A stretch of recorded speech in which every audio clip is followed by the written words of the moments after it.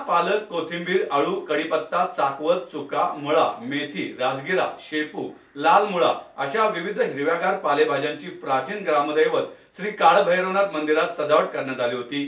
पौष पौर्णिमा म्हणजेच शाकंभरी पौर्णिमेनिमित्त ही सजावट करण्यात आली। अंदाजे वजन 70 ते 80 किलो भाज्या यावेळी वापरण्यात आल्या।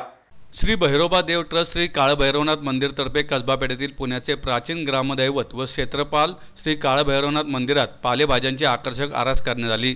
श्री काळभैरवनाथ हे पुण्याचे एक जागृत ग्रामदैवत असून भैरवनाथ मंदिराचे गर्भगृह आणि मध्यगृह हेमाडपंथी बांधणीचे आहे। मंदिराचे व्यवस्थापन आजपर्यंत लडकत घराण्याकडे असून वर्षभरात विविध उत्सव केले जातात।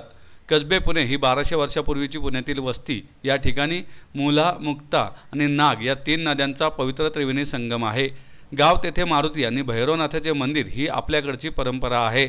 अशा कसबा पेठेतील पुण्याचे प्राचीन ग्रामदैवत व क्षेत्रपाल श्री काळभैरवनाथ मंदिरात आयोजित पालेभाज्या महोत्सव पाहण्याकरता भाविकांनी मोठी गर्दी केली।